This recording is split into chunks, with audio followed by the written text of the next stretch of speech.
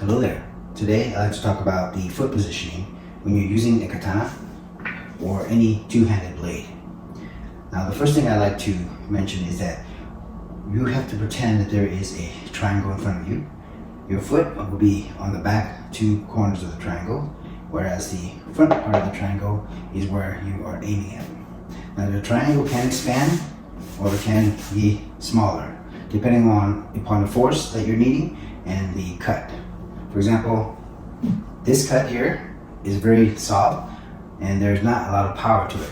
But if you exert more distance to it, you will have more power in your cut. Now, when you're moving forward with your cut, you're still forming a triangle, except you're moving your back foot to the front of the triangle and your back foot here remains the same. Same thing as if you were doing a cross cut.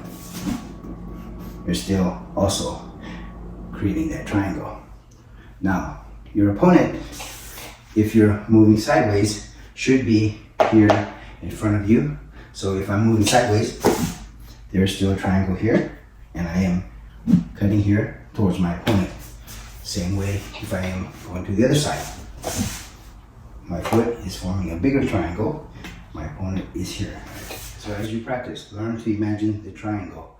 No matter which direction you're going, which direction you're facing, you should always be in a triangular form.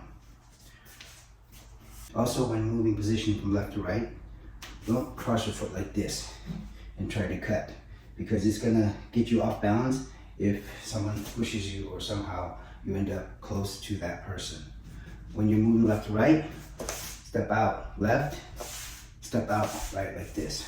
So as you're moving, step out, so that you still form that triangle.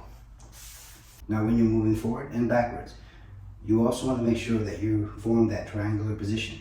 Even though the target might be out in front of you, you're still in that triangular position here, and you're still in a triangular position in this direction.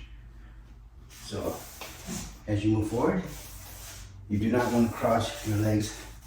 You're not going to go like this, like traditional karate move in a kata. You want to slide forward with your foot, in order to keep your foot from crossing as you move forward. And one last tip, when you're in combat with someone and you have a blade and they have a blade, avoid trying to punch them, trying to kick them, etc., because you could be missing a hand or you could be missing a foot. Your opponent has a blade, and if they see those limbs that are coming out at them, they may take advantage and use it. So these are a few of the tips that I have.